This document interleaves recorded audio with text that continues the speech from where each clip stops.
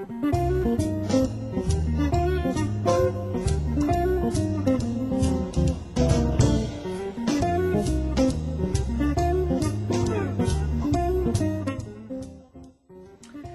I want to show you some jazz licks.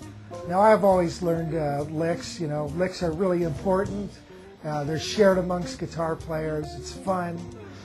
But you know what? The real benefit of learning a lick is really to get a good phrase kind of embedded in your fingers and in your noggin. So you'll find certain licks that might strike you good. You want to learn those, memorize them, get them in your fingers, and that's going to help your playing. Now, when you go out to play, doesn't mean you rattle off lick number 5 and number 12 and number this. It doesn't work that way. You kind of forget about it all, and they might sneak out in one way or another. So remember, improv is the reorganization of something you already know how to play.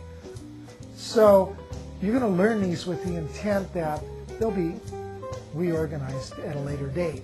Now, the guitar I'm using is Hofner's New Age 5. It's an inexpensive jazz box. It's got all the real nice dimensions. It's got a body like an L5, a neck kind of like a 175. It's a 25-inch scale. However, it's got a very modern look on the fretboard because it doesn't have any fret markers. Now, I've gone ahead and placed numbers on there just to make, I think, watching it a little bit easier. So anyway, let's get started. Here's the first lick, and you can think of it as around a D minor chord.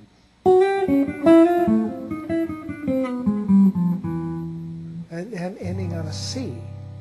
Let me show you close up. Starting here with the little finger on the 8th fret of the 2nd string. Then I'm hitting, this is the G, and you know, think of it around a D minor chord. So I'm starting on G, and that's the 4th. So I'm going G, then to C sharp, to D, to E. So the first part is, then I'm coming down here to an A, a C, and then an E flat here.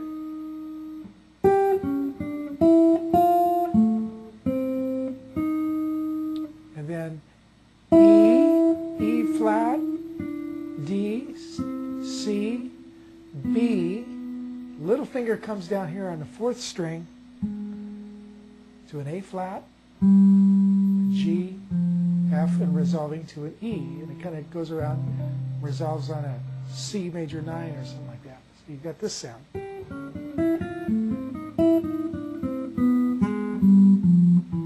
Now, once you've learned one of these licks, here's what I want you to do with it. First, memorize the lick, memorize the finger pattern. Next, right away, I want you to transpose it up a half step. You think of, gee, why do I want to do that? Number 1, this is how your fingers are going to memorize it. Number 2, this is how your ear is going to memorize it. So, play an E flat, minor 7, play the same lick. Just everything up a half step. Remember, you don't want to memorize frets. That's only to explain something to somebody or to show it. You want to memorize finger movement. Then E minor.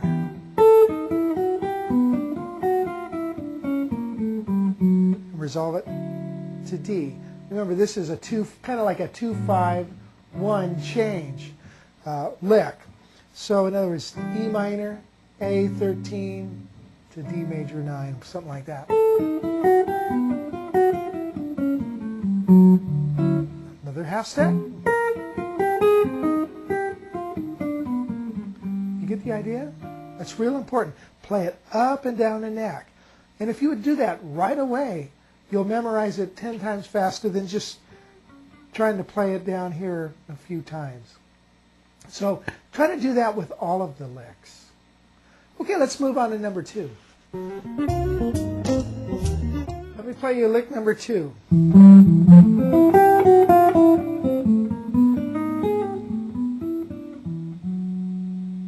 And it kind of ends around a C major 11. So once again, we're around a D minor chord.